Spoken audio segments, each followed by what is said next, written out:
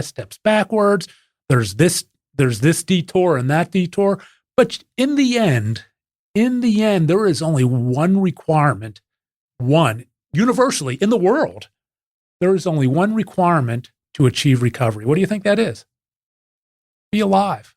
Be above ground. If you're above ground, it's possible. Right. And we do recover. Yeah, as long as we're breathing, we have another chance. As long as we're breathing. And that's what's so tragic about what we see today. In 2020, there were 93,000 fatal overdoses in the United States. 93,000. So did you take a liking towards uppers or downers or both, or it didn't matter? I became dependent on Xanax. Tell us about Xanax. Oh, it's brutal. Absolutely. The worst withdrawal. And Xanax withdrawal can kill you. Right. You can have seizures. Yeah. Xanax withdrawal and I did it. And I won't tell anyone how I did it because I don't want it. You should go to medically assist if you need to get off it, do it in a detoxification, medically assisted withdrawal. But I was using cocaine all night. Then I was popping these Xanax bars through the day, and just sleeping through the day. That's not living. Mm-hmm. That's existing. Right. And it's hard to be a functional practicing lawyer, and I wasn't. But I was just existing. And it got to the point, and this is what led up to my suicidal ideation in 2005. It was literally sleeping all day with a Xanax, cocaining all night, and I just lost hope. I just lost all hope. I just couldn't live that way any longer. That's what led up to the summer of 2005. 2005. And also a lot of people don't realize that alcohol is actually a depressant. So it actually will make people more depressed. Even though initially we get a buzz, which is a false sense of well-being, It actually causes depression. It is. And I was mixing alcohol with the Xanax. I could have easily died. I could have easily stopped my heart. Right. So, maybe I'm here for a reason, right? No, absolutely. And it's kind of funny. It was, I was moving and I had this giant shoebox of change that I just kept throwing change in, and it was huge. You couldn't even lift it up. It was so big. And back in the day, I used to hide my cocaine under it. Okay. And my drugs, because who's going to dig through all this change? Right. It weighed 10 pounds. Mm-hmm. And I'm going through it and just thumbing through this change when I'm moving. And the irony is I find there are two things in there, a Xanax bar and my 24-hour chip from 12-step. Both together. One's in there and the other's in there. Right. And I'm staring at this Xanax bar. And you want to talk about triggering. It's one of these long-ass bars. Mm-hmm. And I thought, I can just break this in half, pop it. No one's ever going to know. That went through my mind, and I didn't have much sobriety at that point. It went through my mind, and I'm thinking about it, and I thought, you know what? I'll know. And I just, before I could process it anymore, I just rushed to the toilet and flushed. And just flushed it away. Just flushed it. How do you think you were able to say no in that moment? What did you think of? Can you recall what you thought of? Sure. I had sobriety under my belt. It might have been about 6 months in. Okay. And I didn't want to start over. Right. And although Xanax wasn't I didn't want to start over. I didn't want to disappoint my parent. I would have had to have lied to my girlfriend, now my wife. I would have had to have lied to my brothers, and my father at that point knew but that I was in recovery. But I would have had to lie to everyone. And they were supportive though, right? Yes, and they were supportive. I just couldn't do it. Okay. Were they supportive through the relapses and everything? Since there hasn't been a relapse since April 8, 2007. Right, but 2005 to 2007. My father didn't know until after I told him after I got sober about any of this. But my brothers were getting tired of it like anyone would, which is one of the reasons I decided it was time.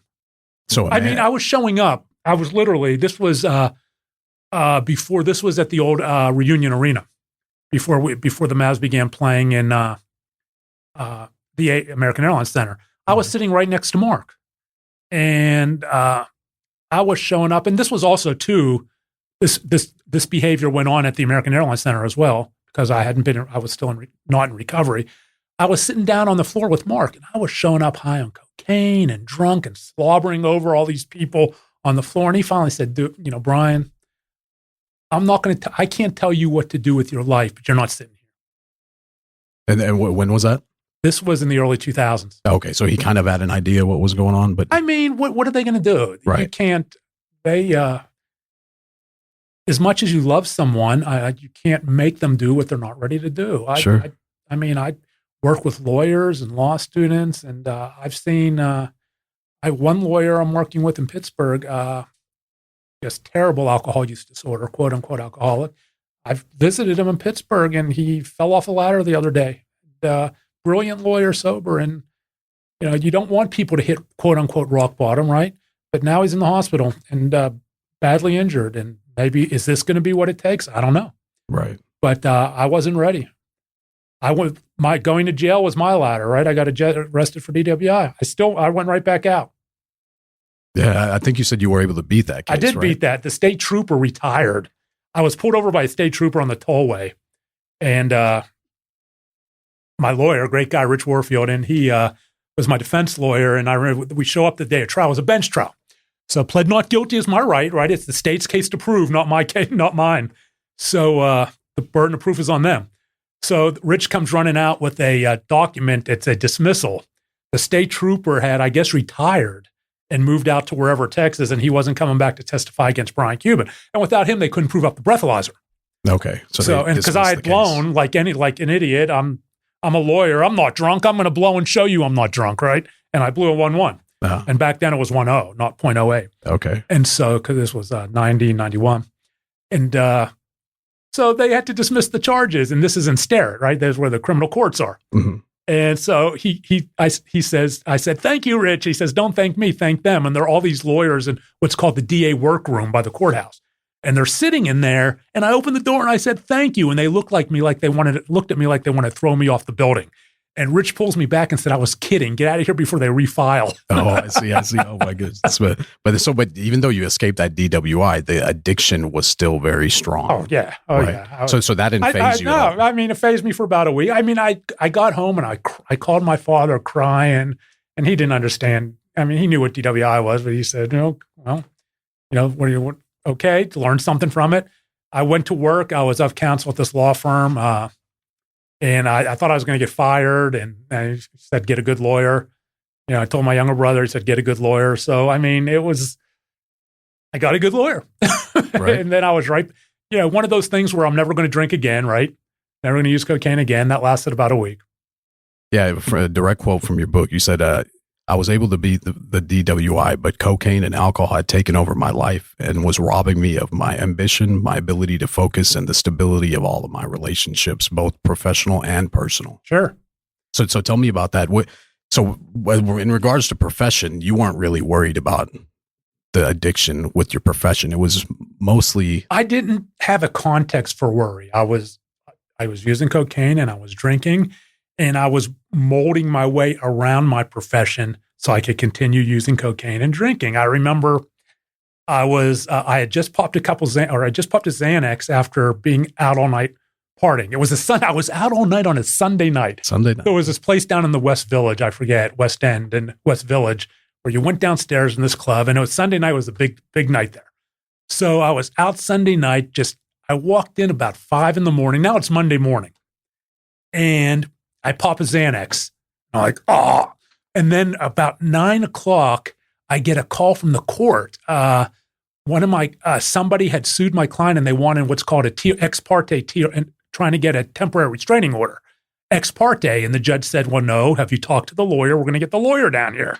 And so they made me come down, and I just popped a Xanax, and I threw on my shirt. I didn't even shower. I threw on this suit. And I'm like, blah, blah, blah. And fortunately, it was an easy deal where the judge just kind of guided through it herself. And then I went back home and crashed. But that's how it was. I was molding my way around, my obligations, not the other way around.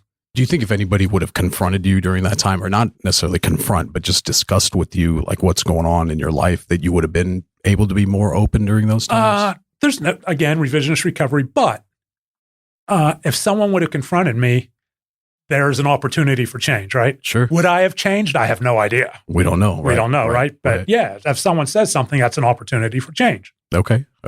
So you think people not speaking up when they notice things? Can you speak on that? Well, no one was speaking up because I was only hanging out with people who were doing the same thing. And Mark threatened, I went to work for Mark, and he threatened to fire me if I was showing up late and showing up hungover and stuff. And I knew he loved me, and I knew he wouldn't, but that's how frustrated he got. And I just isolated myself to only the people I was doing blow with and drinking.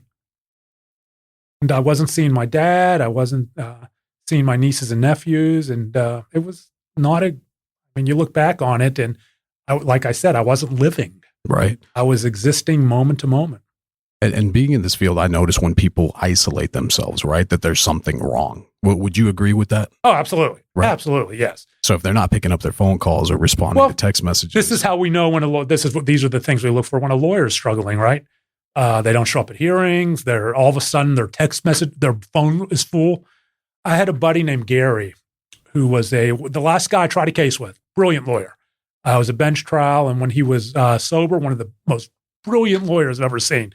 But he was not always sober, and he had a substance problem, as well as he was a hardcore alcohol use disorder alcoholic, to the point where his skin had started to tint. Mm. And it got to the point where his phone would fill up, right? Voicemail full, and that's how I knew he was in trouble. And one day, and I think I wrote about this in the book, one day I'm driving, and I stopped hearing from him. Didn't know where he was. I'm driving on Northwest Highway, and I pass this bus stop that I pass every day, and it's 100 degrees out, and there's Gary standing there. So I pull a U-turn. I pull up in front of the bus stop. Gary, what are you doing? Where are you going? And I say, get in. I'll take you wherever you're going. And he was living at a halfway house on Greenville Avenue here in Dallas. And I had seen in the back of the Texas Bar Journal, we call it the Pages of Shame, right, where all the lawyers who are disbarred and things like that. It's an unfortunate name, but that's what they call it. And they publish their names. And I had seen his name. He had been disbarred. He had lost his license. So we're talking, and I said, do you need something to eat? And I took him to Cafe Brazil, got him lunch. And we're talking. He said, I've been disbarred. I know. I saw it in the back of the Bar Journal. He said, well, it wasn't my fault. I did that. This happened and that happened. I mean, right, when we're struggling with alcohol, it's never our fault. Right. Never a lot our of fault. excuses. I said, okay. Mm-hmm. Well, he said, I'm living at this halfway house. And I drove him to the halfway house. And we got in a routine where I'd see him at the bus stop. And because he was at the same group I go to, we went to the same 12-step group. So this bus stop is within walking distance of that group. So you generally see, sometimes you see a lot of people in recovery at this bus stop. Mm-hmm. And so I would take him at the bus stop, and sometimes we'd go to a meeting together, and then I would drive him back to the halfway house, and then he was just gone again. I hear from him again, and he had moved to New York with his parents. And I had just written my first book, Shattered Image, and we were connected on Facebook. And he said, Brian, I'm working as a paralegal, and I'm going to come to your launch of your book. He showed me the tickets. Right. He didn't show up at the launch, and okay, and never didn't hear from him. And then one of his, I think it was his ex-wife, reached out that he had been hit by a truck and killed walking down the middle of a highway. Right. I remember you talking about him. Very tragic. You were talking about how he did not have a chance for recovery. Right? He just didn't get it. Yeah. Didn't get it. And went to meetings, in meetings, out of meetings, just couldn't get it. And that's not an unusual thing. And you only hope that you can stay above ground long enough to get it. And tragically, my friend Gary did not. Right. Yeah. You mentioned in the book that rigorous honesty is needed to begin recovery. Yeah, that's one of the things we say in 12-step, rigorous honesty. But I mean, that's a life principle, right? If you're lying, it's hard to have a good recovery if you're lying to everyone, and most importantly, yourself. Right. So who let's say there's someone out there right now listening who really wants to seek treatment but doesn't even know where to begin. What would be your number one recommendation? There are so many resources out there that weren't there when I was going through it, right? I mean, it's not even there. Many paths to recovery. It's not even just 12-step. We have smart recovery, refuge recovery.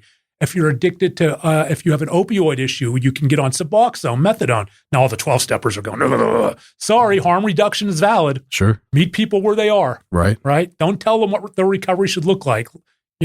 Help guide them in figuring it out. reach out to somebody. There are people that love you and want to help you. And maybe you've projected out that